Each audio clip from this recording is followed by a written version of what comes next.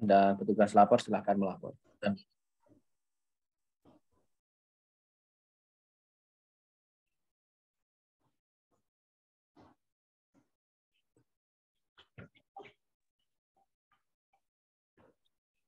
Siapa yang bertugas melapor untuk hari ini?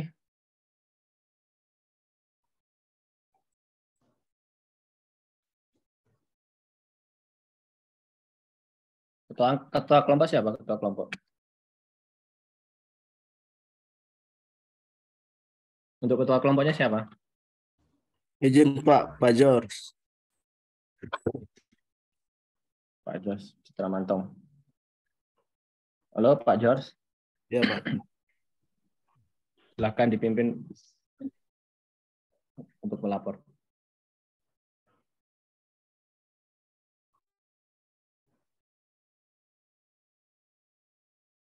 Nyalakan dulu kameranya, Pak.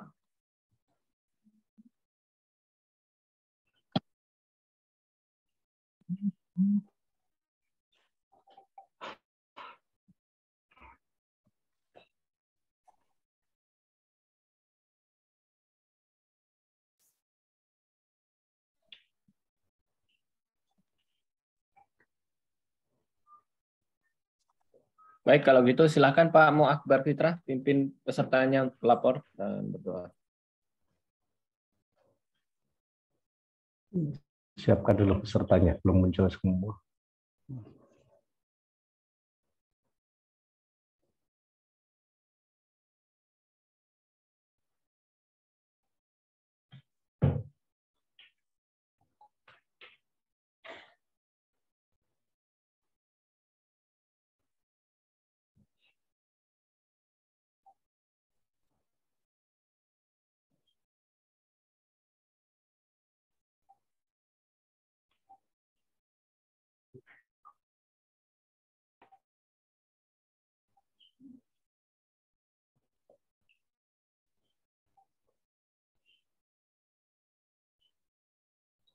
Assalamualaikum warahmatullahi wabarakatuh.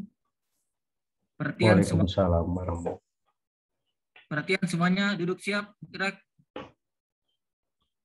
Sebelum memulai aktivitas kegiatan kita hari ini, marilah kita berdoa. Berdoa dimulai.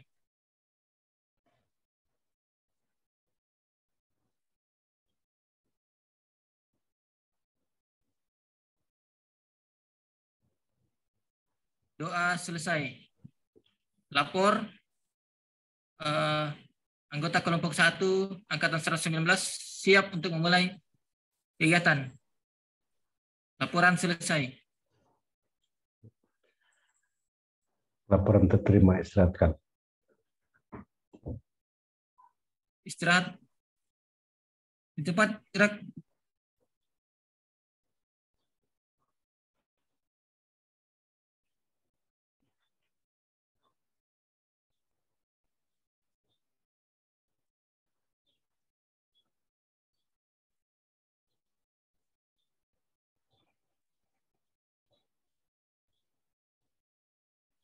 Coba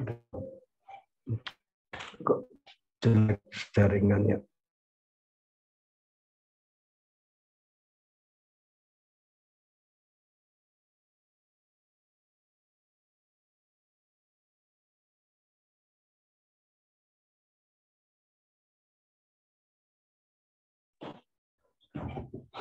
Oke, baik. Assalamualaikum semuanya.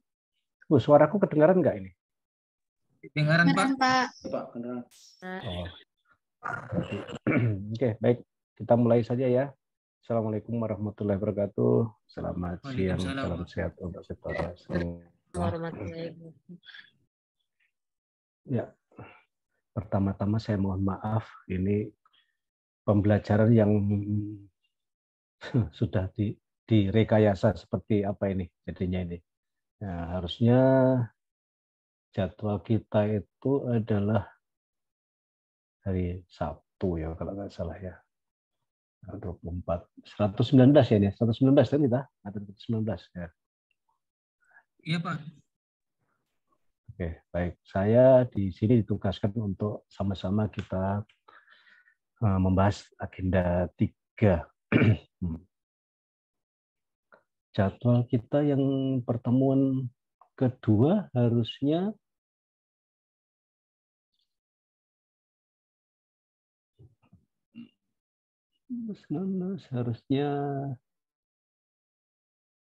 hari ini ya, hari siang ini memang ya, yang pertemuan kedua. Ya. Sulit membuka. 119 itu Romawinya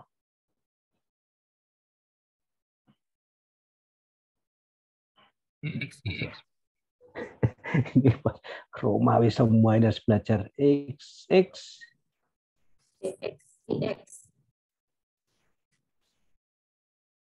Nah, ini kolab share-nya ini. CXIX.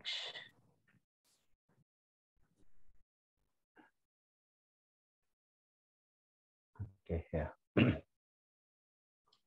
Baik. Kita melihat saat ini apakah bermasalah ya? Saya yang bermasalah ini. Saya nggak bisa lihat dengan normal ini. Suara saya bisa terdengar dengan lancar, putus. Putus, Pak. Iya. Nah, berarti saya yang bermasalah.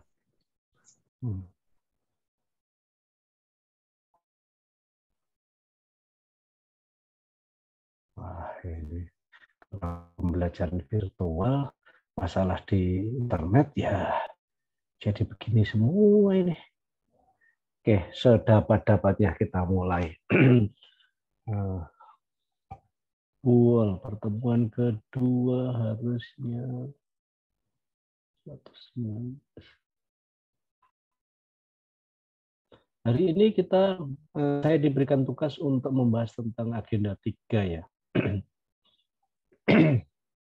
Harusnya pertemuan kita masih besok, tapi karena satu dan lain hal yang untuk dijadwalkan kembali, sehingga hari ini kita coba untuk mengganti yang beberapa waktu lalu yang sempat ya tertunda. Harusnya besok ya.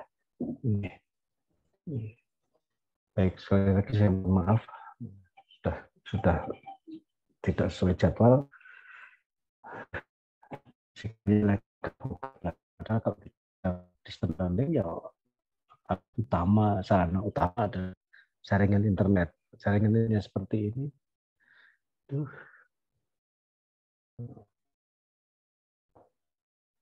Oke, jadi baik, terima kasih kebersamaan siang hari ini. Nanti ada 10 orang dari peserta ini yang akan bersama-sama kita membahas. Ada STR dan ST, SSI, SKEP, NSSKM, wah campur tadi. SAGR apa ini? Hamiluddin SAGR. Sarjana? Agribisnis, Pak. Oh, Sarjana agribisnis. Iya. Pertanian berarti ya? Pertanian ya? Iya, Pak. Siap, pertanian.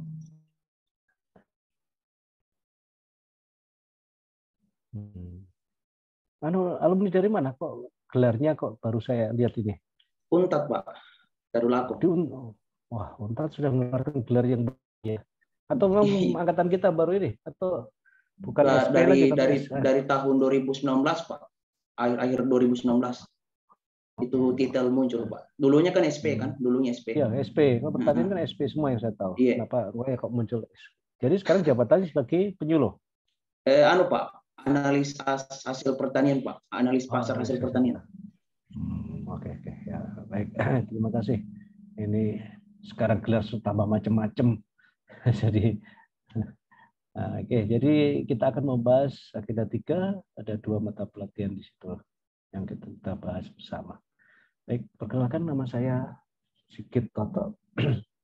Saya Tiaswara di BPSDM Provinsi Sulawesi Tengah yang pada kesempatan ini memandu kita semua untuk belajar bersama-sama. Jadi bukan saya tidak mengajar, karena di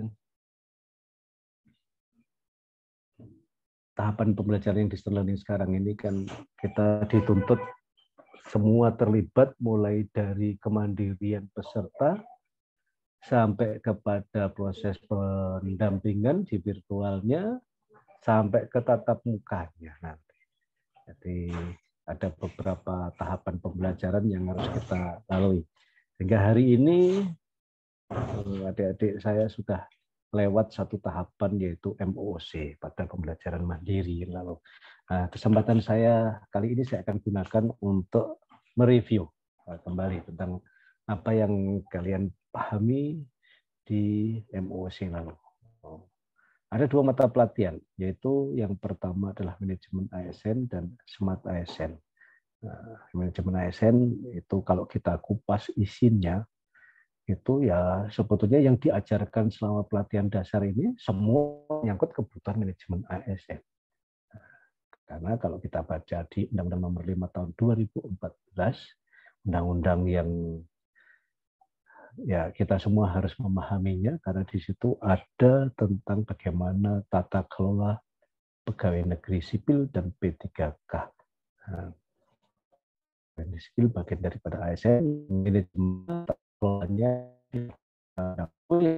spesifik khusus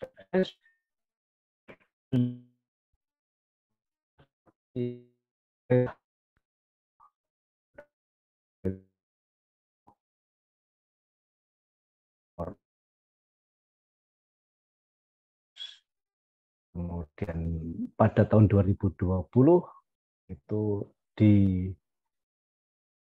diremajakan, dirubah, bukan dirubah juga, diperbaharui beberapa klausulnya mengingat pada tahun itu terjadi bencana internasional, ada pandemi COVID-19. Sehingga perlu penyesuaian-penyesuaian. Salah satunya yang menyangkut dengan kepentingan kita adalah kalau sebelumnya itu para CPNS diberikan waktu 1 tahun paling lama untuk mengikuti pelatihan dasar di PP 17 dan kelonggaran bahwa tidak harus 1 tahun dengan haknya sebagai seorang CPNS itu salah satunya. Akibat pandemi merubah semua bentuk penyelenggaraan pemerintahnya. Itu yang nanti kita akan tanya dengan materi yang kedua, yaitu Smart ASN. Ya, Smart ASN termasuk implementasi dari penyesuaian keadaan. Nah, meskipun juga sudah diatur sejak tahun 2003 dengan e-government, electronic government sudah ada, tetapi tidak memaksa. Kondisi saat itu tidak memaksa. Nanti terjadi pada tahun 2020 dengan adanya pandemi, baru kondisinya sangat memaksa. USPBE 2018 sudah ada, sistem penyelenggaraan pemerintah berbasis elektronik sudah ada. Toh tidak jalan kan, belum mendesak bagi masyarakat Indonesia. Ya, bagi masyarakat, apalagi kawasan di daerah kita tidak mendesak seluruhannya. Padahal kalau kita lihat dengan seksama dengan penerapan SPBE, dengan pemerintahan berbasis elektronik, sangat banyak sekali bisa dihemat. Tapi memang butuh keterpaduan dari semua sektor untuk menyelenggarakannya. Nah, salah satu dari implementasi SPBE adalah sekarang muncullah pada baru angkatan tahun ini akan muncul satu mata pelatihan yang baru yang tidak ada sebelumnya, itu Smart ASN. Nah, bagaimana kita menyikapi kondisi, kemudian bagaimana kita secara cerdas mensiasati keadaan dengan pendekatan digital. Nah, pendekatannya adalah kita harus bekerja dengan pendekatan digital. Oke, baik, orang di kelompok kita pada hari ini 10 orang di kelompok berapa kita di kelompok 3 atau kelompok berapa tadi ya? Kelompok 1, Pak. Ya, nggak penting kelompoknya. Kelompok 1, kelompok 3 sebelumnya. Oh iya, kelompok 1 ini. Kelompok 1 ada campur dari ada bidan, ada ST, Retno Fitri, ST berarti di mana tugas sebagai apa Retno Fitri? Penguji, Pak. Oke. Penguji apa? Penguji mutu barang di PU. Dinas Perdagangan, Pak.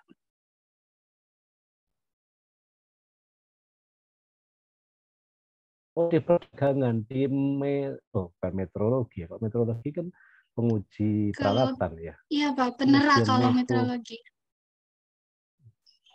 Penera ya, penera ya kalau di metrologi ya. belakangan juga. Oh ya ya, sekarang sudah banyak. Oke. Kemudian Yoselin SSI apa basicnya? SSI-nya? Sarjana ilmu, sarjana sentra apa? Apa? SST itu. SSI apa? Sains, Pak. Sarjana sentra. Dinas PUPR, Teknik Penyihatan Lingkungan, jabatan. PUPR. Ya. Lingkungan ya. Oke. Ya, kalau yang KEP SNS berarti nurse. Yang itu Wahyuni itu. SKM Kesehatan. Akbar Majid SP, SKG, tapi Nurdin sih agribisnis, Eskom jelas. Oke, nah yang lainnya saya bisa pahami tugasnya, tapi sangat beragam kali ini. Nah, baik, kita akan membahas tentang 2 materi di agenda 3. Nah, pada siang hari ini, kesempatan pertama saya akan gunakan untuk membahas tentang manajemen ASN. Pengelolaan ASN yang spesifik, karena kita latihannya pesertanya PNS, mungkin saya akan fokus ke pengelolaan PNS tadi ya, tidak ASN secara keseluruhan. Nah, karena kalau kita mau bahas ASN secara keseluruhan, nggak ada habis-habisnya. Dan pengelolaan ASN, dasar hukumnya itu sangat dinamis, selalu berubah. Nah, sehingga untuk yang sekarang ini, saya berharap kita paling tidak memahami beberapa peraturan dasar PNS ini. Ya. Ini bisa kebaca slide share saya sudah muncul ini. Di Undang-Undang Nomor 5 tahun 2014 tentang ASN. Ini juga undang-undang yang paling utama dalam pengelolaan ASN, karena semua peraturan pemerintah pasti merujuk kepada penjabaran dari Undang-Undang Nomor 5 tahun 2014 ya. Dan khusus untuk PNS itu terbit PP 11 tahun 2017 tentang manajemen PNS, yang kemudian 2020 itu dirubah dengan PP 17. Nah, disiplin pegawai juga demikian, karena adanya pandemi tahun 2021 terjadi perubahan tentang disiplin pegawai. Karena kondisinya sangat berbeda ini antara disiplin pegawai pada masa lalu dengan kondisi yang sekarang. Dikatakan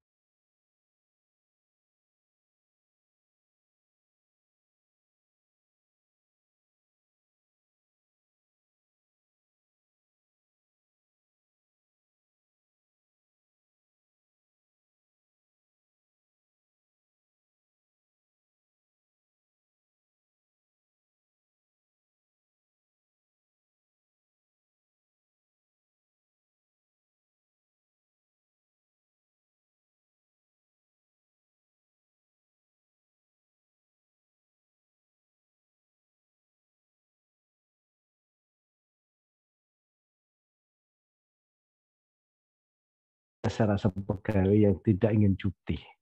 Ya, maka tentang cuti silakan Anda pelajari lebih jauh di peraturan Kepala PKN nomor 2017 ini ya. Nah, ini juga menarik menurut saya, ini undang-undang lagi. Di Buol ada waktu pengangkatan CPNS ada kontraknya berapa tahun? 15 14 tahun, Pak. Kok lama ya? Kok lama? Yang lainnya 10 tahun, gua 15 tahun ya. Nah, berarti ya sudah. Kalau Anda sudah, mestinya kalau sudah memasuki itu berarti kan harusnya sudah tahu aturannya seperti apa dan apa kontrak yang harus dibangun, harus disepakati di Buol, di Kabupaten Buol. 15 tahun. Nah, berarti Permendagri 58 tahun 2019 ini tentang mutasi PNS daerah. Kenapa saya hanya merujuk ke Permendagri 58 tentang mutasi PNS daerah? Karena yang saya hadapi ini semua adalah PNS daerah. Jadi saya fokus kepada cara mutasi tempat tugas PNS kabupaten. Ya, jadi dengan PNS daerah saja. Nah, yang salah satunya nanti kenapa loh kok Pak kepegawaian kok yang ngurus bukan BKN sih? Ya, karena kita memang untuk pegawai daerah pengelolaannya itu di bawah koordinasi Kementerian Dalam Negeri. Administrasi kepegawaiannya memang berada di administrasi BKN, ya, itu administrasinya. Tapi mekanisme pengelolaan pemanfaatannya itu berada di bawah kewenangan Kemendagri. Itu sehingga aturan kalau ada pegawai daerah akan melakukan mutasi pindah tugas dari satu daerah otonom ke daerah otonom yang lainnya, maka mengacu kepada Permendagri yang di dalamnya juga secara teknis nanti juga akan meminta praktek ke BKN. Kita bahas juga nanti kalau memang itu dibutuhkan. Nah, kemudian ada PP 99 baru ini tahun 2000, ini juga kenaikan pangkat yang sampai sekarang masih implementasinya ya setiap daerah punya penafsiran yang bukan setiap daerah, setiap orang. Kalau saya katakan bukan daerah, tapi setiap orang di BKN punya pertimbangan, punya pemahaman penafsiran yang agak berbeda. Tentang kenaikan pangkat ada di PP 99. Nah, yang sekarang kenaikan pangkatnya itu kalau dulu ada dikenal dengan kenaikan pangkat reguler dan pilihan, nah sekarang lebih banyak ke bentuk kenaikan pangkat pilihan. Kenapa pilihan? Karena tergantung dari kita sendiri sebagai PNS. Kita mau milih naik pangkat cepat atau tidak atau seperti apa, itu tergantung kita. Karena kita semua ini mengarah ke jabatan fungsional. Kalau fungsional, proses kenaikan pangkatnya itu dihitung berdasarkan angka kredit. Nah, beda dengan struktural, kenaikan reguler. Reguler setiap 4 tahun sekali sudah otomatis akan naik pangkat sampai dengan batas pangkat tertentu. Nah, jadi ada juga batasannya. Nah, jadi tidak terus 4 tahun naik kemudian naik terus sampai ke titik puncak, tidak bisa juga, ada batasan tertentu. Nah, yang sangat mempengaruhi kalau di yang kenaikan pangkat reguler adalah ijazah. Nah, ijazah itu sangat menentukan. Kalau ada ijazahnya tidak sarjana SLTA itu 3B sudah mentok. Kemudian kalau sarjana diploma 3 ada bisa sampai ke 3D. Nah, ada D4, C3, D4, 3D. Sarjana juga 3D. Kalau S1 bisa sampai 4A. Nah, itu kalau kenaikan pangkat reguler namanya. Kenaikan pangkat yang mau bagus kerjanya, mau tidak bagus kerjanya, mau masuk kantor, mau tidak, mau disiplin atau tidak, sepanjang tidak terkena sanksi disiplin, maka setiap 4 tahun sekali Anda berhak. Tapi itu dulu. Sekarang kenaikan pangkat reguler hanya dimiliki oleh pejabat struktural saja. Nah, dan pejabat struktural juga nanti ada batasan tertingginya. Kenapa? Karena sekarang semua eselon 4 sudah dialihkan bukan menjadi jabatan struktural, tetapi jabatan fungsional. Nah, sehingga staf juga semua, kita kan semua punya jabatan tuh sekarang. Nah, jabatannya ada tadi analis apa semua ada jabatannya. Nah, berbeda dengan zaman saya tahun 90-an, tahun 89 diangkat jadi PNS itu belum punya jabatan. Nah, yang namanya jabatan adalah kalau sudah menduduki pimpinan, eselon 5 dulu. Eselon 5 jadi kaur itu baru namanya punya jabatan. Kalau yang sebelum jadi kaur, jadi kepala seksi ya jadi staf. Sehingga statusnya ya tunggu, tugasnya ya tunggu perintah pimpinan. Nah, sekarang tidak seperti itu. Untuk penilaian kinerja kita, karena nanti kita sudah berbasis kepada kinerja, hasil-hasil pendapatan dari seorang pegawai negeri sipil nanti itu bukan hanya dari gaji sesuai dengan undang-undang yang untuk dasarnya ada, selain gaji juga bisa pendapatan yang lainnya sesuai dengan peraturan perundangan, dan yang pendapatan lainnya itu adalah salah satunya bisa berupa tunjangan profesi. Nah, tunjangan profesi itu berarti hanya bisa dapat kalau dia menjalankan profesinya sehingga menghasilkan kinerja yang terbaik. Semakin bagus kinerjanya, maka dia akan dianggap sebagai orang yang profesional. Efek daripada profesionalitas, maka dia berhak untuk mendapatkan tambahan penghasilan. Nah, baik berupa Ada kok di provinsi namanya tambahan penghasilan, ada lagi tunjangan kinerja, dan lain-lain macam-macam. Nah, ada lagi kalau di pendapatan tambahan penghasilannya berupa upah, di pajak itu ada tambahan penghasilannya berupa namanya upah, dikelola dengan upah pungut ya, di sana. Nah itu sumber-sumber pendapatan resmi dari seorang pegawai negeri sipil ya. Sehingga kalau Anda baca di dalam SK itu bahwa berhak mendapatkan gaji dan pendapatan lainnya sesuai dengan peraturan perundangan. Itu bunyinya. Oke, ini undang-undang yang kita jadikan dasar.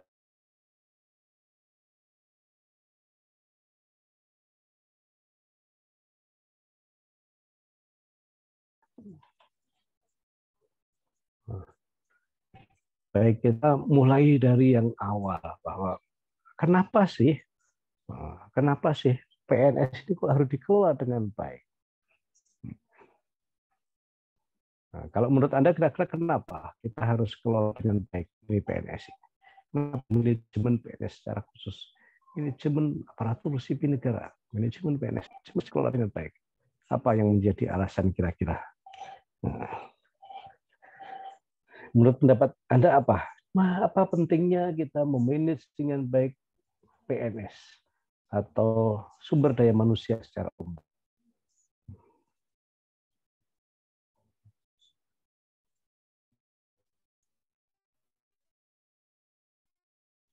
Ya.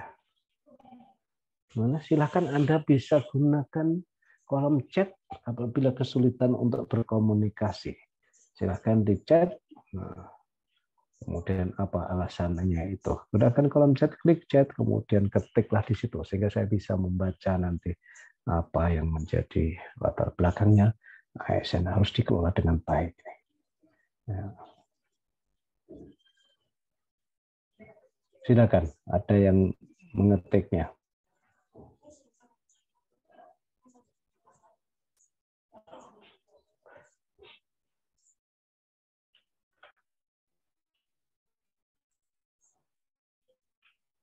Suara saya nggak jelas, nggak dengar ya, putus-putus ya.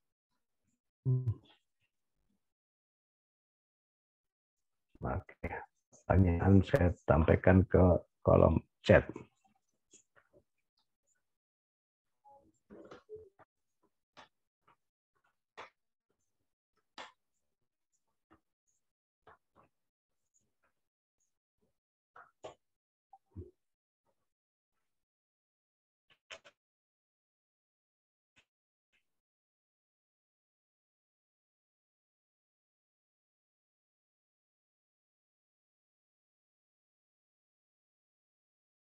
ASN perlu dikelola dengan sebaik-baiknya kira-kira. Sehingga muncul mata pelatihan ini, manajemen ASN. Nah, saya tunggu jawaban Anda di kolom chat.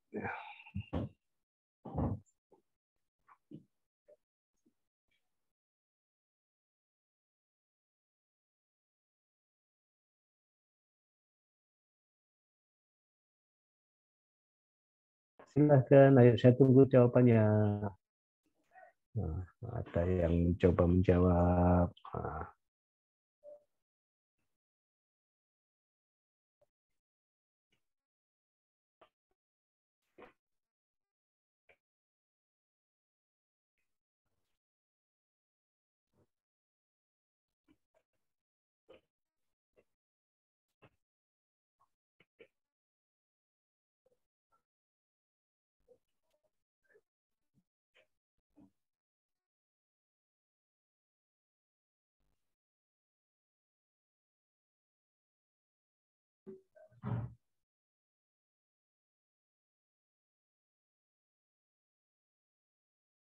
Agar menjadi ASN yang profesional dan berintegritas, etika, bebas. Terima kasih sudah diingatkan seperti itu. Jadi arahnya adalah benar sekali agar menjadi ASN yang profesional. Kenapa? Apa sih profesional itu? Seperti apa sih yang dikatakan profesional itu? Oke, untuk meningkatkan ya ini salah satunya berarti terjawab sebenarnya dari Rukmini. Rukmini mengatakan bahwa untuk memotivasi dan meningkatkan produktivitas pegawai dalam melaksanakan tugas, inilah salah satunya.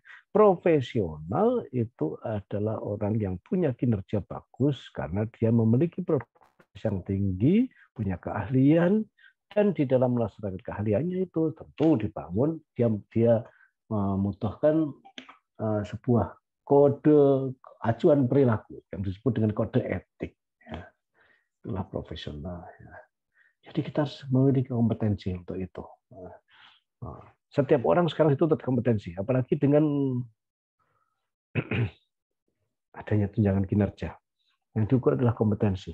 Jadi uji kompetensi ada nanti ke depan jangan terlalu apa ya istilahnya alergi gitu untuk dilakukan ujian. Karena bagaimana kita mengetahui seorang itu kompetensinya bagus kalau tidak pernah dilakukan ujian. Jadi ujian itu adalah sesuatu yang digunakan untuk mengukur tingkat kemampuan teknis kita alias kompetensi itu. Jadi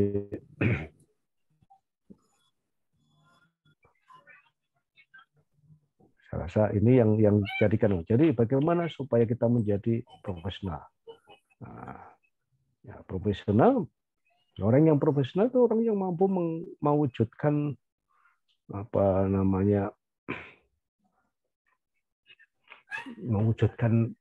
mewujud nyatakan kemampuan kompetensinya, skillnya dalam wujud nyata, dalam bentuk aktivitas nyata.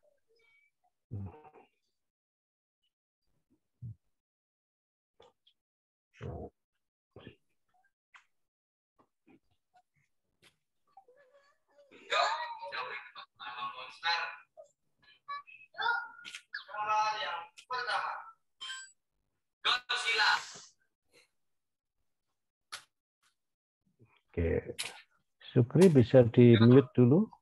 Anda punya mikrofon.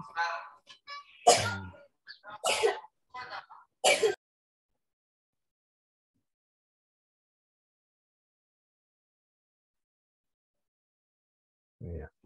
Oke, jelaskan. Bagaimana? Kenapa sih PNS perlu di manage? Perlu dikelola karena supaya menjadi profesional memiliki nilai dasar dan ini arahnya. Kenapa? Karena kalau kita tidak manage, kalau tidak profesional, maka ya SDM itu bisa menyebabkan sumber daya lain dalam organisasi itu tidak dapat berfungsi. Nggak ada gunanya alat-alat canggih di kantor. Tapi kalau nggak ada yang mengoperasikan, jadi tentunya itu di SDM nggak ada gunanya duit yang banyak di suatu instansi, tapi kalau nggak ada yang bisa kelola dengan baik, bukan menghasilkan, bukan bermanfaat, malah jadi bencana. Nah, contohnya pada awal-awalnya dana desa itu dikucurkan. Setiap desa dapat bantuan, bukan dapat bantuan, dapat dana operasional sebesar 2 miliar maksimal katanya. Tapi karena sumber daya manusia di tingkat desa tidak banyak yang mampu, bukan menjadi berkah, tapi menjadi musibah. Hal yang sama juga yang terjadi pada saat pengelolaan dana BOS di awal-awal, di biaya operasional sekolah itu. Banyak juga itu pelaksana di sekolah-sekolah yang menjadi tersangka karena ketidakmampuannya mengelola dana BOS. Ya. Jadi SDM menyebabkan sumber daya lain dalam organisasi atau industri dapat berfungsi atau tidaknya. Nah, robot pun kalau toh di kantor ada robot, itu yang menggerakkan, yang memprogram juga manusia. Nah, jadi nggak ada gunanya alat-alat itu.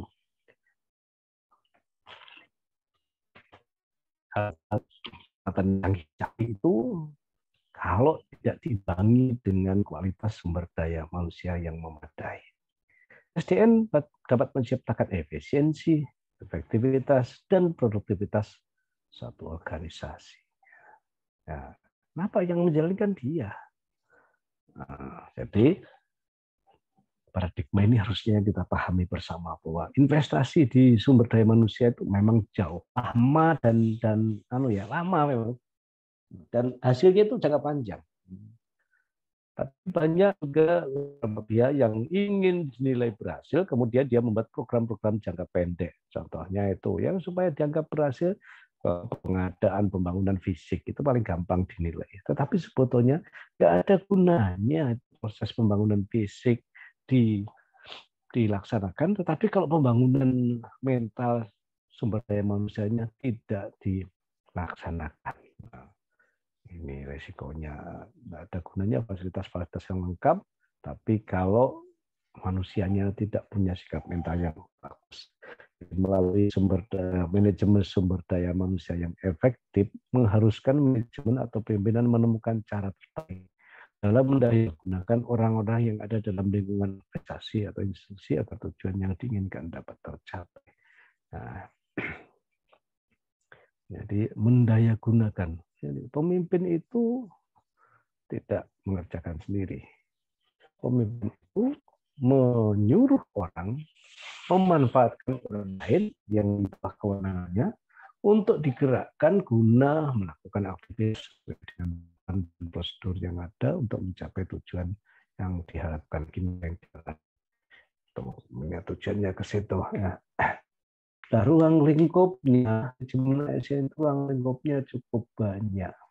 Kalau kita lihat di lingkup manajemen ASN, mulai dari sejak kita belum jadi PNS sampai kita lingkup manajemen ASN semua. Nah, ruang lingkup terluas dari manajemen. Nah, kalau kita lihat mulai dari penyusunan, penetapan kebutuhan, pengadaan pangkat dan jabatan, pengembangan karir, pola karir, penilaian kerja, penggajian dan sampai dengan pensiun dan diberi jaminan pada hari tua, maka sepertinya semua yang kita pelajari pada selama latihan ini kayaknya ya penjabaran dari ASN. Karena setiap ASN nanti akan diberikan tugas. Setiap pangkat jabatan itu punya beban kerja yang masing-masing. Kalau kita lihat, maka tugas kita nanti pasti akan berhubungan dengan 3 hal, yaitu sebagai pelayan publik, pelaksana kebijakan publik, dan perekat pemersatu bangsa. Coba silakan dibuka kembali pada mata pelatihan di agenda 2 yang sudah lewat. Ya, agenda 2 itu isinya cuma tuh penjabaran dari agenda dari pelajaran manajemen ASN ini. Ya. Jadi penyusunan dan penetapan, Anda belum jadi ASN, tapi sudah penyusunan dan penetapan sudah dibuat. Dan itulah yang menjadi awal daripada penetapan kebutuhan PNS. Harus dites sekian jumlahnya, harus direkrut sekian jumlahnya, karena kebetulan adalah dari formasi, atas penyusunan dan penetapan itu formasi. Ke depan bukan hanya untuk pengangkatan pegawai baru. Formasi akan dibutuhkan untuk pengembangan karir pegawai-pegawai yang sudah ada juga. Jadi kalau Anda mau menjadi salah satu jabatan fungsional tertentu pada suatu kantor, maka di situ butuh enggak? Kalau butuh itu namanya berarti kantor itu menetapkan yang namanya formasi kebutuhan, penetapan kebutuhan. Sampai ke naik pangkat. Kita mau naik pangkat ke golongan 4. Golongan 4 dibutuhkan nggak di kantor itu? Kalau di kantor itu tidak membutuhkan, ya jangan harap naik ke golongan 4. Karena kantor kita mengangkat pegawai sesuai dengan kebutuhan. Itu ceritanya. Termasuk nanti kalau mutasi itu tidak asal pindah saja. Di tempat yang baru itu membutuhkan tidak. Sama sebetulnya dengan proses pengadaan, karena pengadaan itu bisa dari rekrutmen calon pegawai negeri sipil, bisa saja rekrutmen dari perpindahan pegawai negeri sipil. Oke, ini ruang lingkupnya sampai ke setelah pensiun pun PNS itu masih diurusi oleh bagian-bagian yang ngurusi itu, sehingga itu sampai pensiun pun nggak kerja masih dapat penghasilan, namanya tabungan asuransi pensiun. yang sudah dilimpahkan kepada BUMN untuk mengelolanya. Nah, oke, baik, kita coba lihat kondisi manajemen ASN. Jadi pelaksanaan manajemen institusi negara sampai saat ini belum berdasarkan pada perbandingan antara kompetensi dan kualifikasi yang diperlukan oleh jabatan dengan kompetensi dan kualifikasi yang dimiliki calon dalam rekrutmen. Pengangkatan, penempatan, dan promosi pada jabatan segala sejalan dengan tata kelola pemerintahan yang baik. Itu kondisi yang sekarang. Di pelayanan digital plus itu belum sepenuhnya memuaskan publik dari hasil surveinya. Kondisi manajemen saat ini juga masih lemah di sistem birokrasinya. Bahkan ada yang mengatakan, kalau bisa dibikin sulit, kenapa dibikin mudah? Ini message yang keliru berkembang di masyarakat dalam proses pelayanan publiknya. Sehingga nanti di undang-undang ini tadi, kita sebagai ASN nanti statusnya itu adalah sebagai pegawai negeri yang memiliki nomor induk kepegawaian untuk menduduki jabatan di pemerintahan. Nah, jadi kalau di PNS itu jabatan kedudukannya sebagai unsur aparatur negara mengenai kebijakan yang ditetapkan oleh pimpinan. Nah, ya, tugasnya nanti akhirnya kita melihat ini sebagai fungsinya sebagai pelaksana kebijakan publik, pelayanan publik, dan perangkat pembantu bangsa. Nah, ini tugas utamanya nanti. Melaksanakan kebijakan dibuat oleh pejabat pembina kepegawaian sesuai peraturan perundangan. Nah, siapa sekarang menjadi pejabat pembina kepegawaian di Kabupaten Buol? Nah,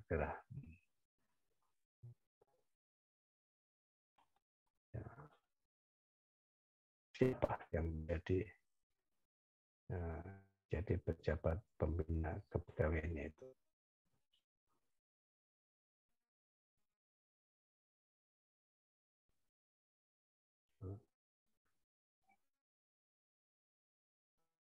Oke, ya. Ini kita jadikan bahan diskusi, gitu ya. Siapakah yang menjadi pejabat pembina kepegawaian? Nomor satu tadi kan kita melaksanakan kebijakan yang dibuat oleh pejabat pembina kepegawaian. Siapa pejabat pembina kepegawaian itu?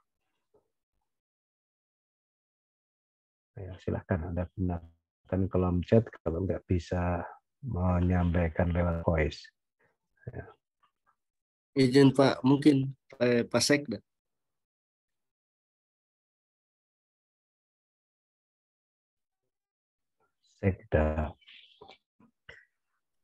Sekda itu adalah PNS tertinggi di Kabupaten Buol, tapi bukan pejabat pembina kepegawaian di Kabupaten Buol. Nah, tapi dia adalah PNS dengan jenjang jabatan tertinggi. Tidak ada lagi di atasnya Sekda. Ya, kalau begitu siapa kalau bukan Pak Sek?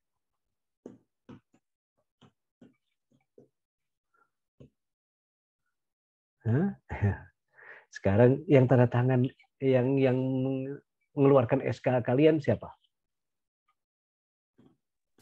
Bupati, Pak.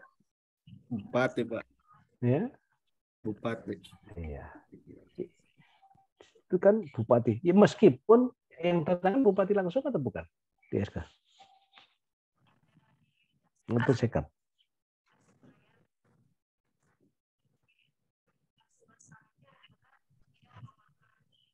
Nah, ya ada SK yang di bawah itu bunyinya bupati, tapi atas nama bupati sekretaris daerah. Nah, kalau yang tanda tangan bupati itulah sebenarnya tanda bahwa pejabat pembina kepegawaian adalah bupati. Kenapa? Bupati lah yang akan menetapkan, yang mau mengatakan bahwa saya butuh sekian. Sehingga nomor satu, karena pejabat pembina kepegawaian kita ke bupati, wajib hukumnya bagi kita untuk mengetahui apa sih arah kebijakan bupati yang akan dilaksanakan selama periode pimpinan dia. Di mana itu tertuang? Arah kebijakan bupati itu tertuang di mana? di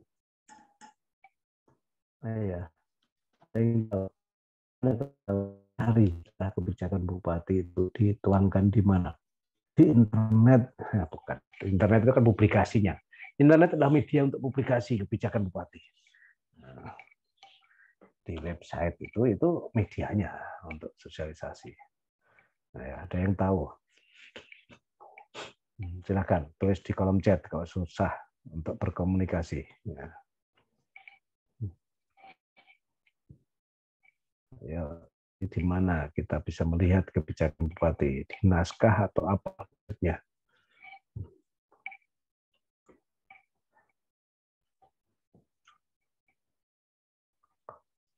Visi misi daerah, Pak.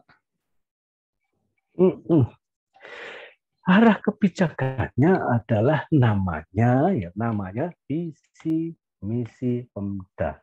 Itu sebetulnya adalah arah kebijakan bupati yang kemudian diundangkan, dituangkan di RPJMD, merupakan RPJMD yang ngomong tentang tujuan umumnya ada di visi. Langkah kerjanya ada di misi. Langkah kerjanya. Ada sekian, lebih dari satu pasti misi. Visinya satu yang mau dicapai. Ya.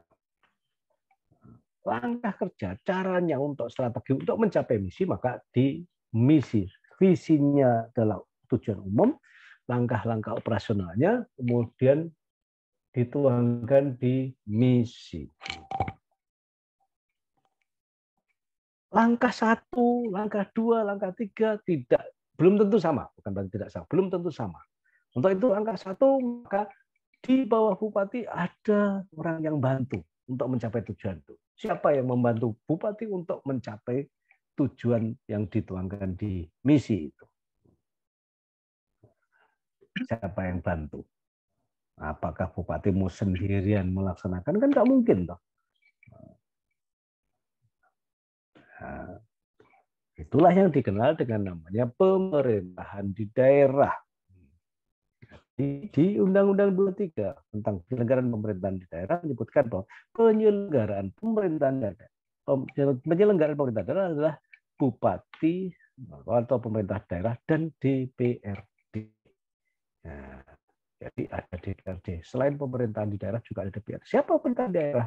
Ya, kepalanya dibantu oleh dinas dan instansi di tingkat kabupaten. Itulah yang membantu. Tujuannya untuk apa? Untuk mencapai visi yang ditetapkan melalui mewujudkan misi-misi. Misi 1 tentang kesehatan misalnya diserahkan ke dinas kesehatan. Misi kedua tentang membangun infrastruktur serahkan ke dinas PU. Misi ketiga tentang kesejahteraan rakyat serahkan kepada dinas ini, dinas ini, dinas ini. Karena kesejahteraan itu dari banyak tinjauan untuk menuju kesejahteraan. Gitu.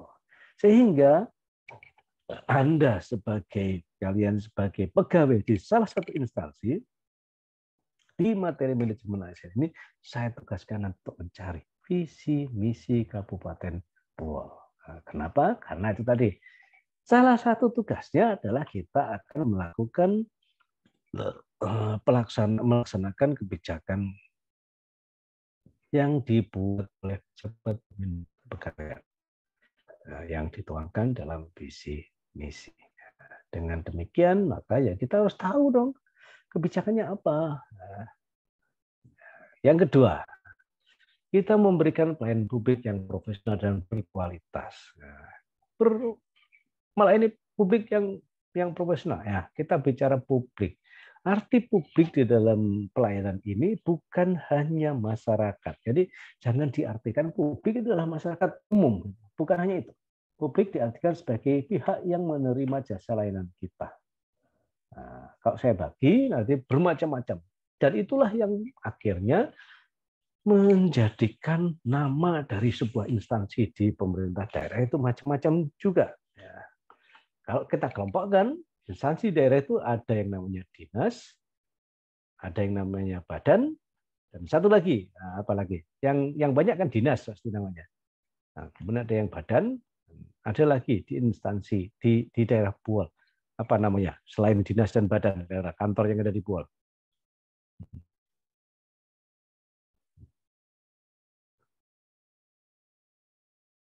Apa? Selain dinas, badan, ada kantor lain yang namanya bukan dinas dan badan?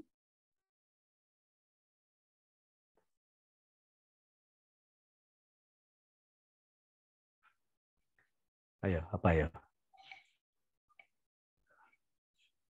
Ya, siapa yang bisa menyebutkan selain dinas dan badan?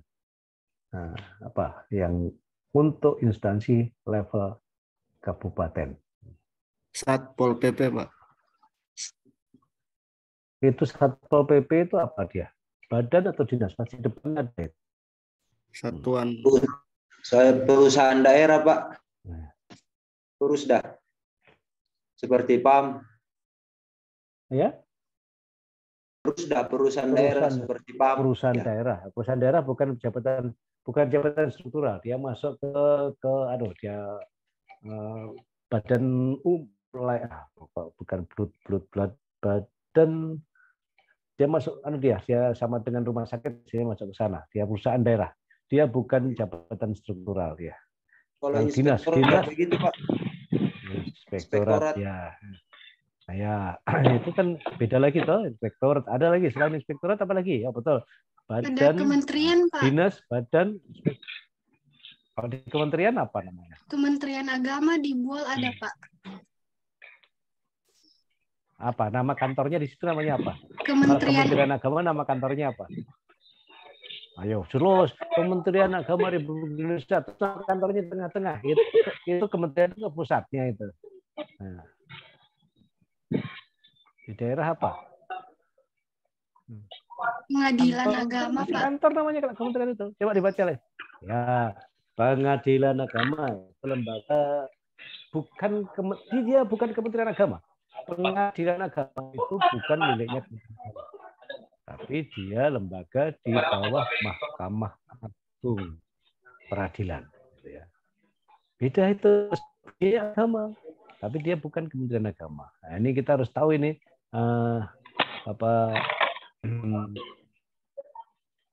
lembaga-lembaga yang berada di daerah itu apa saja.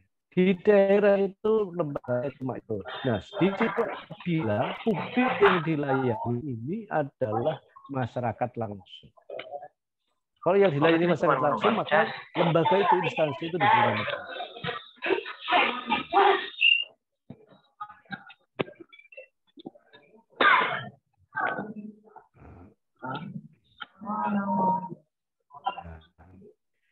Ada lagi mungkin yang dilayani, contohnya ada badan. Badan itu apa? Yang ada di sana? Badan Kepegawaian, Badan Perencanaan Pembangunan, apa lagi? Badan Pendapatan Daerah, Pak. Itu kalau yang dilayani siapa? Ya, pendapatan daerah. Yang dilayani siapa itu? Yang menjadi objek layanan dia. Oke, BKD saja.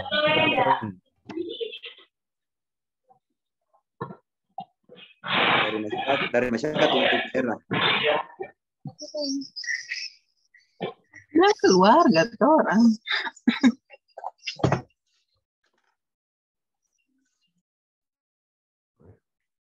Kalau kita badan dulu, badan BKP SDM.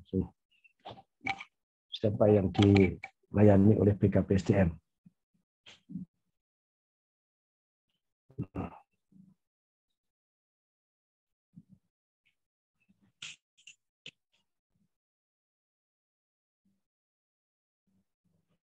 Waduh, ini jaringan saya atau jaringannya saya. Yang dilayani BKP SDM ASN, Pak. ASN itu berarti dia orang yang sudah bekerja pada instansi lain kan? Nah, karena kalau dia bekerja bukan di instansi lain, namanya bukan ASN.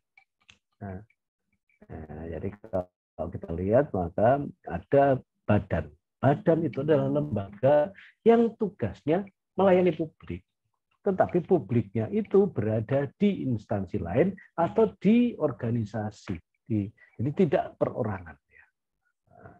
itu namanya Badan Perencanaan Pembangunan Daerah, Bapeda, yang jadi objek yang dilayani namanya ya istilahnya dalam rangka penyusunan rencana kegiatan. Nah, Badan Pengelolaan Keuangan Daerah. Nah, siapa yang dilayani? Ya kantor lain lagi. Jadi kalau publiknya itu berupa organisasi pemerintah maupun organisasi kemasyarakatan, maka diberikan nama badan di instansi itu. Nah, ada lagi yang sekretariat. Ada kan nama sekretariat lah. Contohnya sekretariat DPRD. Kalau sekretariat itu berarti dia tidak melakukan layanan yang langsung kepada masyarakat maupun pihak lain, tetapi dia fungsinya adalah, tugasnya adalah mensupport dirinya sendiri.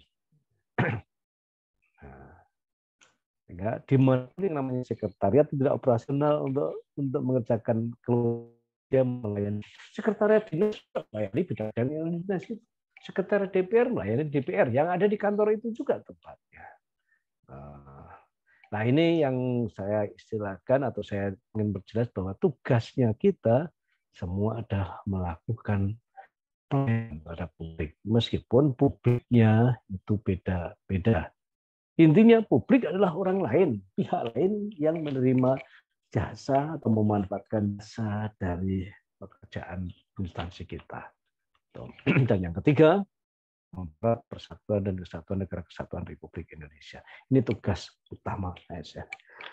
Nah, ini semua dalam rangka Anda menjalankan tugas ini, maka seorang ASN harus memiliki panduan sikap dan perilaku yang dikenal dengan nilai dasar yang kemarin di agenda 2 Anda sudah membahasnya, yang disingkat berakhlak sekarang. Semua nilai-nilai dasar yang dilaksanakan yang akan dikerjakan oleh PNS dimanapun tempatnya sekarang harus sama, karena sudah keluar kemarin Presiden sudah mengeluarkan bahwa nilai dasar PNS itu di mana-mana sama, semua berakhlak semua. Kalau dulu beda, setiap kantor mempunyai nilai. Sekarang diseragamkan.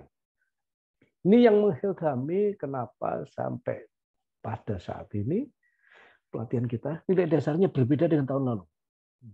Tahun lalu itu masih mata pelatihan aneka, akuntabilitas, nasionalisme, etika, komitmen mutu, kemudian anti korupsi. Sekarang disingkat berakhlak, singkatan dari berorientasi pelayanan. Terus apa lagi?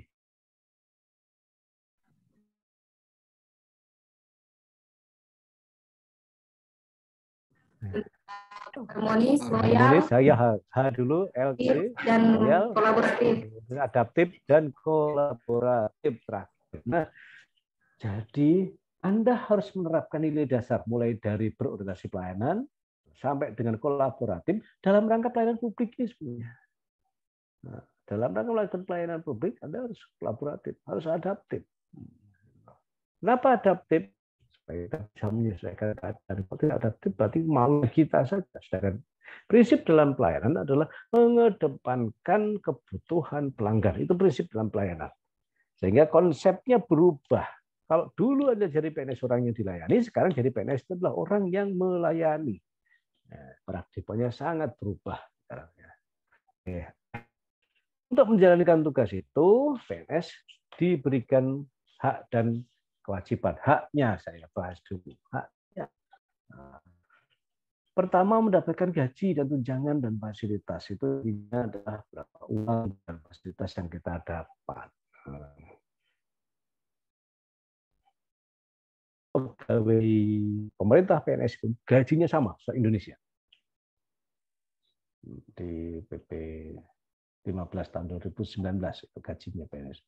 Tetapi pendapatannya belum tentu sama. Kenapa belum tentu sama? Karena selain gaji, itu PNS juga mendapatkan tunjangan. Tunjangan yang macam-macam.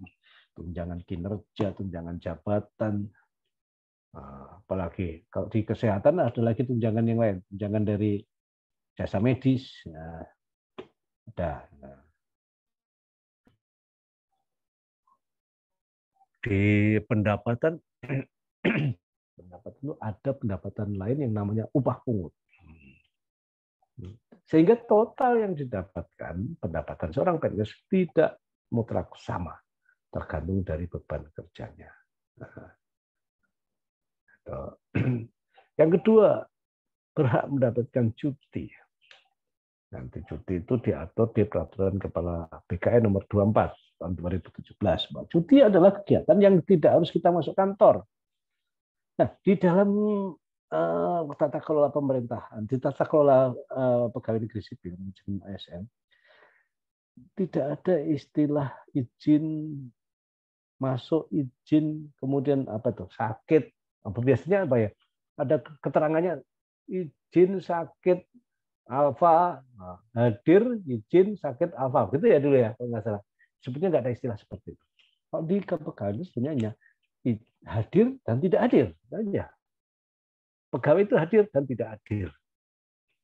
Kalau hadir ya ada orangnya, kalau yang tidak ada orangnya pada saat itu ya namanya tidak hadir. Hanya saja untuk ketidakhadiran pegawai itu hanya dua macam. Alfa dan cuti. Alfa tanpa keterangan. Dan yang kedua adalah cuti. Statusnya kalau tidak hadir ya hanya dua itu. Alfa itu kalau tidak ada keterangan, kalau ada keterangan berarti menjadi cuti. Nah, cuti itu ada sekian ini bentuknya. Nanti ada berapa ada 7 bentuk cuti kalau nggak salah. Kemudian mendapatkan jaminan pensiun dan jaminan hari tua. Meskipun tidak dikelola sendiri oleh pemerintah, tapi diserahkan kepada BUMN, yaitu tabungan asuransi pensiun TASPEN yang mengelolanya. Kemudian Anda mendapatkan perlindungan. Perlindungannya berupa apa? Ya, kesehatan, BPJS Ketenaga, BPS Kesehatan. Kemudian kalau kecelakaan kerja dijaminkan kepada BPJS Ketenagakerjaan. Nah, itu yang khusus PNS. Nah, kemudian yang lagi berhaknya adalah pengembangan kompetensi. Karena kita harus ditingkatkan kompetensinya, maka kita berhak untuk mendapatkan pengembangan kompetensi yang setahun itu identik dengan 20 jam pelajaran setiap pegawai itu. Nah, ini ditanggung atau dibiayai oleh pemerintah semua. Nah, kaitannya dengan bagaimana kita dilakukan pengembangan kompetensi supaya jadi profesional tadi. Nah, itu pemerintah menyiapkan semua sarananya ini. Ya. Nah, baik kita bahas satu persatu tentang gaji berdasarkan 15/2019.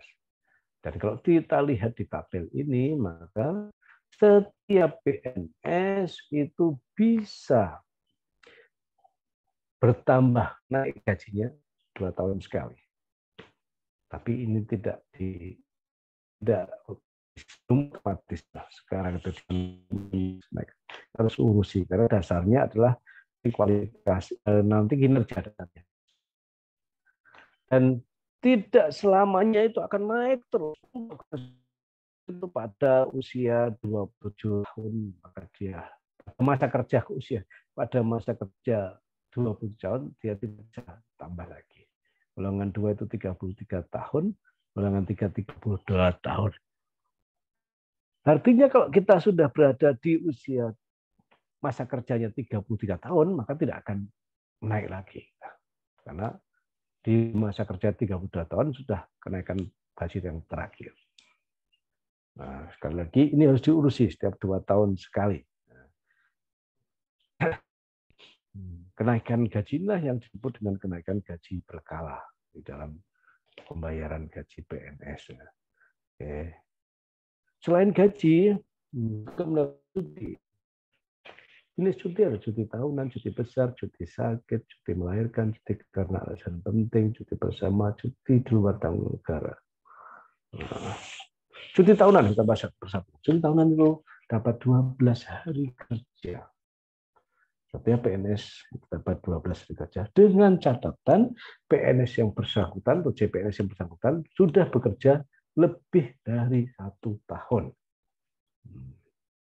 Kalau belum cukup 1 tahun masa kerjanya, dia nggak berhak cuti tahunan. Nah, Pak, terus bagaimana caranya? Saya ada yang penting sekali. Saya harus mengajukan cuti padahal saya belum bekerja 1 tahun. Ya, kalau namanya penting sekali ya gunakan ya cuti karena alasan penting, bukan cuti tahunan. Nah, ya. Nah, cuti tahunan karena itu hanya diberikan pada orang yang sudah bekerja lebih dari 1 tahun. Nah, sekarang CPNS sudah bekerja 1 tahun belum? Semua. Sudah lebih Belum, dari 1 Pak. tahun atau belum? Dengan demikian ya nggak tidak dapat hak cuti tahunan. Tapi cuti yang lain bisa memungkinkan dapat. Cuti tahunan itu lamanya 12 hari kerja. Kalau tidak dipakai tahun ini, bisa digunakan tahun depan. Tetapi hanya tinggal separuh. Kalau tadinya jatahnya 12, kalau tidak dipakai tahun ini, tahun depan menjadi tinggal 6 hari kerja. Kalau tahun depan tidak dipakai lagi, tahun depannya lagi masih bisa ditabung lagi menjadi yang sekarang juga sisa 1 tahun lagi. Jadi kalau misalkan tahun ini nggak diambil, nggak punya hak cuti tahun ini, tapi nggak diambil, maka tahun depan punya 6 hari kerja cuti ini plus 12 hari kerja jatahnya tahun depan. Tahun depan nggak dipakai lagi, ya masih bisa tabung lagi berikutnya. Tadi 6 tahun ini plus 6 tahun depan dan 12 tahun yang bersangkutan 2 tahun ke depan, ya total 24. Tahun berikutnya nggak dipakai lagi, nah nggak apa-apa.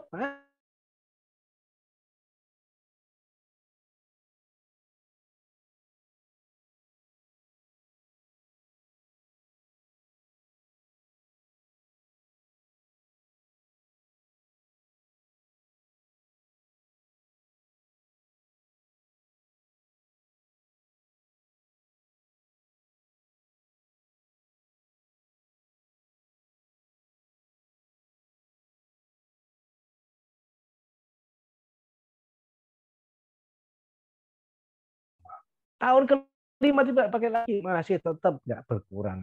Tahun ke-6 nggak dipakai lagi, sudah mendapatkan cuti besar. Tahunannya sudah berhenti, kalau cuti tadi maksimal kan 20 hari kerja. Tapi kalau selama 5 tahun berturut-turut tidak diambil, maka kita bisa berhak mendapatkan cuti besar yang lamanya adalah 3 bulan. Jadi 3 bulan itu syaratnya kalau orang sudah tidak mengambil cuti selama 5 tahun berturut-turut. Tapi nggak tahu sekarang masih dipakai nggak cuti besar. Karena dengan adanya tunjangan kinerja itu orang rugi ngambil 3 bulan nganggur, boleh ada kepentingan sekali ya. Itu nggak efektif pakai. Untuk apa nganggur 3 bulan nggak dapat tambahan penghasilan, hanya makan gaji doang. Karena selama cuti gaji masih terima, tapi tunjangan tidak bisa diterima pada saat cuti. Sehingga banyak orang yang tidak mengambil hak cuti besar karena rugi. Oke, cuti tahun dari syaratnya 1 tahun kerja, cuti besar 1 hari setelah 5 tahun kerja, dan tidak pernah mengambil cuti. Itu berat, cuti besar. Cuti sakit. Namanya juga cuti sakit, berarti ya dipakai pada saat sakit. Meskipun aturannya sakit 1 hari, tidak perlu pakai surat keterangan dokter, hanya memberitahukan saja. Jadi memberitahukan kepada atasan langsung bahwa dia sakit 1 hari itu batasnya. Besoknya kalau tidak lagi harus mendapatkan surat keterangan dokter sebagai persyaratan untuk mengambil cuti sakit. Nah, sakit, sanksinya hari ini sakit, hari ini bawa ke dokter. Sampai dokter kita minta surat keterangan untuk istirahat. Kalau sakit terus sampai 1 minggu, maka dia harus mendapatkan surat keterangan sakit dari dokter pemerintah. Kalau memang ada surat keterangan dari dokter pemerintah, yang ada di rumah sakit, ya boleh cuti lagi, cuti sakit. Sampai bulan nggak masuk kantor, ya akhirnya diperiksa kesehatannya oleh tim medis. Kalau memang dianggap masih sakit nggak bisa bekerja, ya akan diberhentikan. Tapi kalau dianggap masih bisa, ya diberi kesempatan untuk masuk kembali. Itu cuti sakit. Cuti melahirkan. Cuti melahirkan itu 3 bulan lamanya. Bagi yang akan melakukan persalinan. Persalinan nomor berapapun sekarang ditanggung di cuti melahirkan. Mau anak ke-4, mau ke-6, mau ke-7, mau ke-8, semua masih dapat hak cuti saat cuti melahirkan. Bedanya untuk anak ketiga dan seterusnya, karena jatahnya yang 2, maka gunakan bukan cuti melahirkan, tapi gunakan cuti besar pada saat Anda mengurus izin cuti pada kelahiran anak ke-4 misalnya. Kelahiran anak ke-3 dan seterusnya itu cuti besar. Lamanya kan sama, 3 bulan juga. Cuti karena alasan penting. Karena alasan penting itu tadi saya sudah sampaikan. Karena alasan penting ya tergantung kita. Pentingnya seperti apa. Meskipun nanti yang menetapkan, yang menyetujui cuti alasan penting kita itu adalah atasan langsung kita.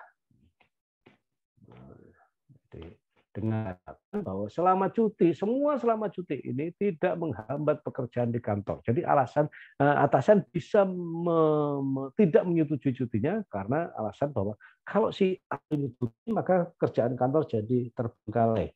Itu bisa dijadikan alasan oleh pimpinan untuk tidak menyetujui cuti kita. Sehingga saya sarankan kalau kita mengambil cuti, semua tugas pekerjaan yang diberikan ke kita itu sudah selesai semua. Jangan ada yang bermasalah nanti. Yang ke-6 ya, cuti bersama. Cuti bersama ya yang diberikan oleh pemerintah. Tidak diminta, tapi otomatis diberikan oleh pemerintah. Biasanya digunakan untuk perayaan hari-hari besar nasional. Meskipun pada saat pandemi lalu tidak ada cuti besar, karena semua takut menggunakan takut bergelombol, takut penerbangan, semua takut. Cuti bersama. Dan yang terakhir, cuti di luar tanggungan negara. Karena namanya juga di luar tanggungan negara. Artinya selama Anda cuti di luar tanggungan negara, tidak mendapatkan fasilitas apapun dari pemerintah. Gaji di stop, jabatan cabut, fasilitas ditarik. Nah, ini jenis-jenis cuti. Ada yang mau ditanyakan tentang jenis-jenis cuti? Nah, kalau ada yang mau tanya, silakan.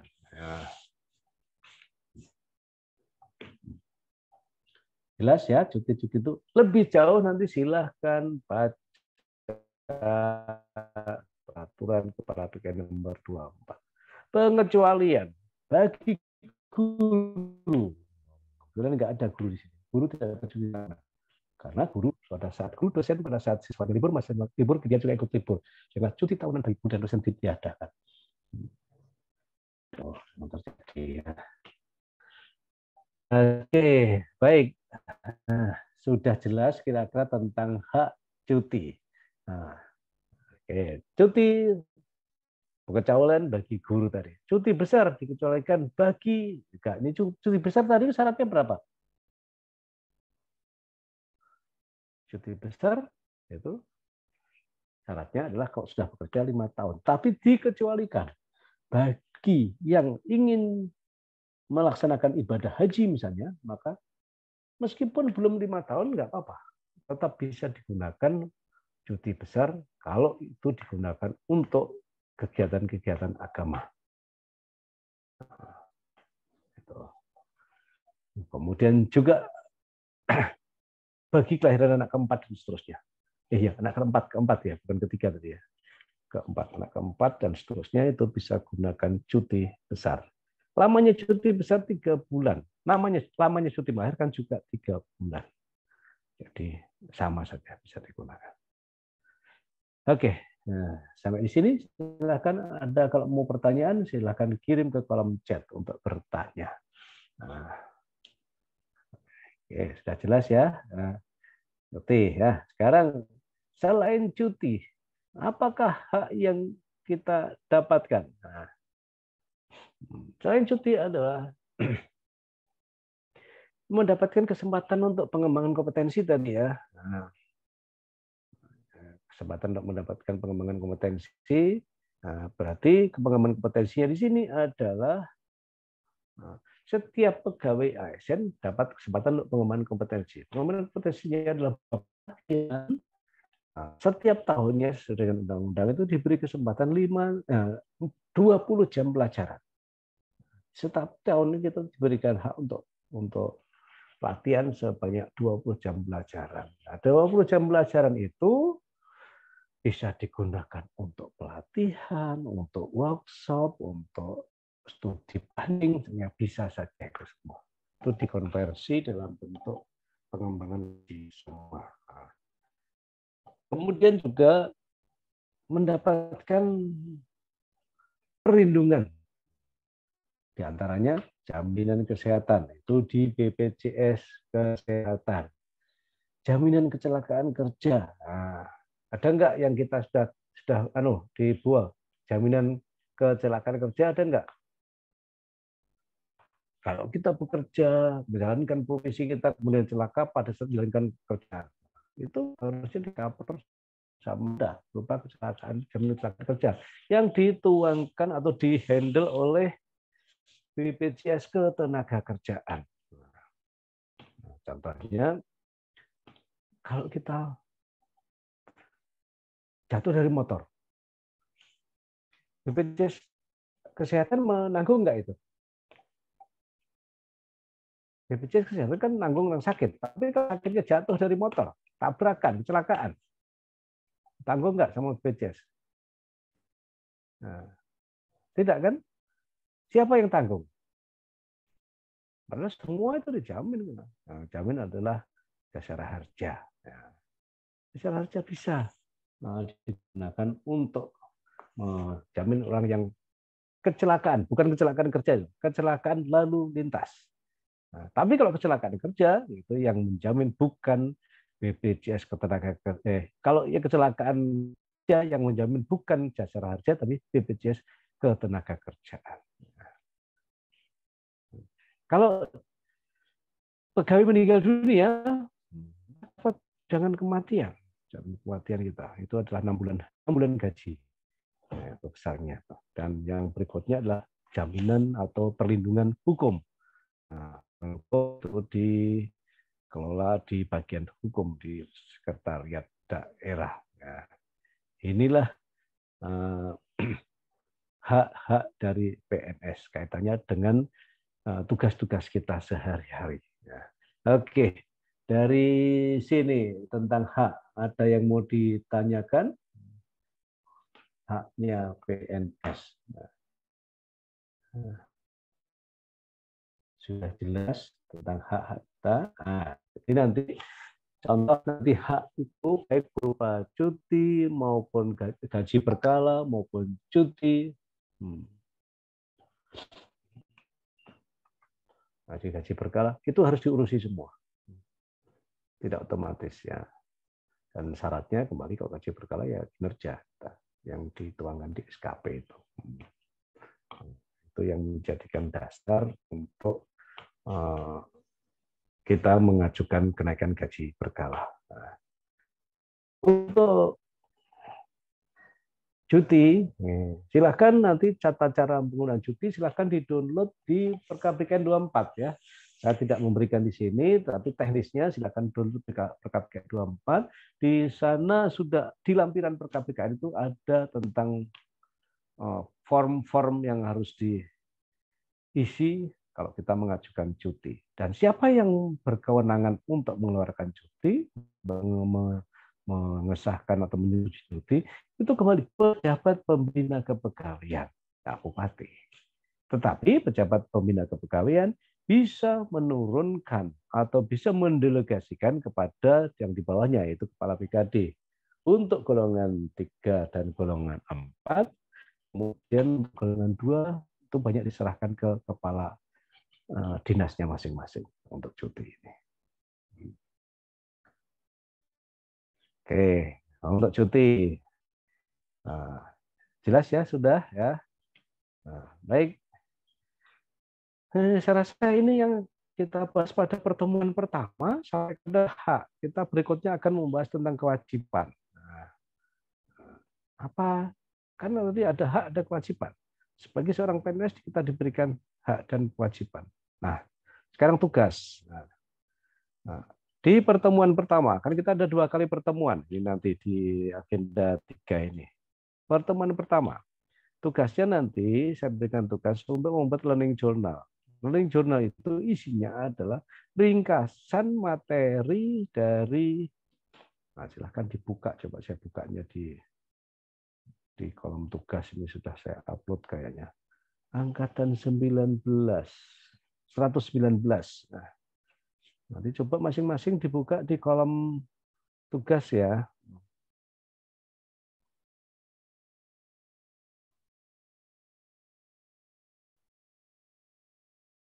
Ya. Untuk tugas ada terbagi 2. Yang tanggal 24 ini tugasnya membuat learning journal.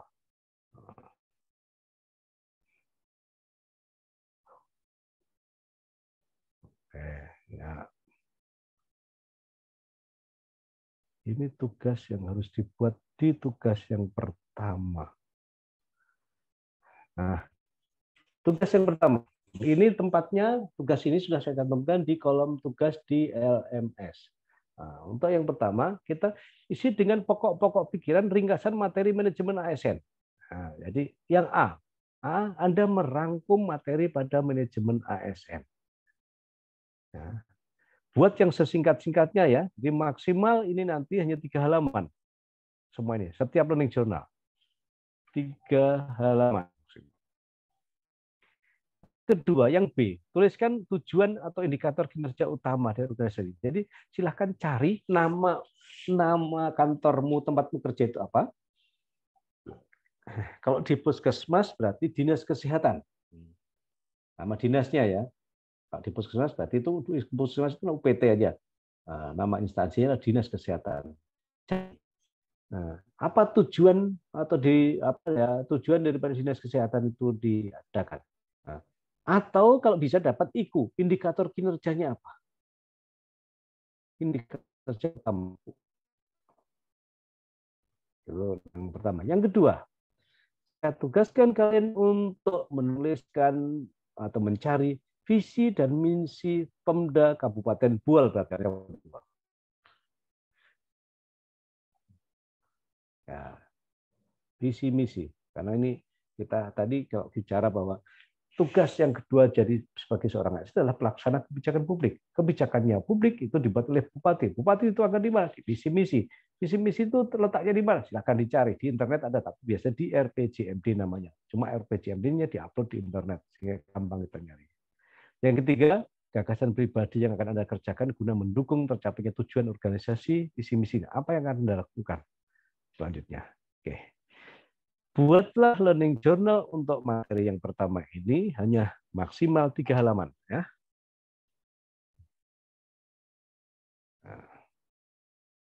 3 halaman saja. Ini tugas yang di-uploadnya di kolom apa? Kolabjar yang di tanggal 24. Lihatnya ini ada di kolom tugas di tanggal 24. Oke, tentang tugas ini ada yang mau ditanyakan?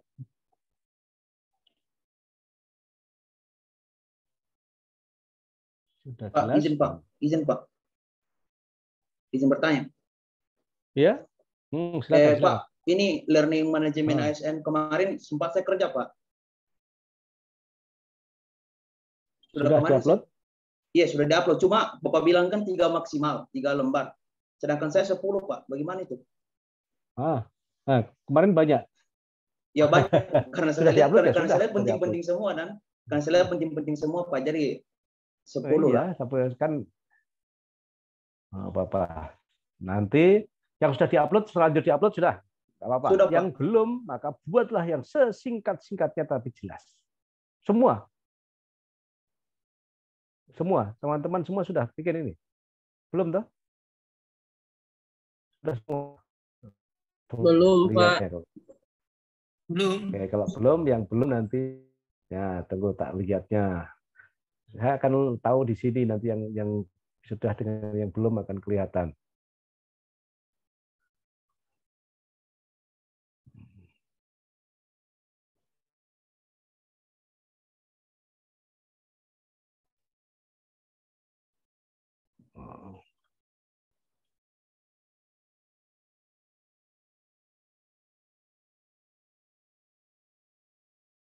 Baru satu yang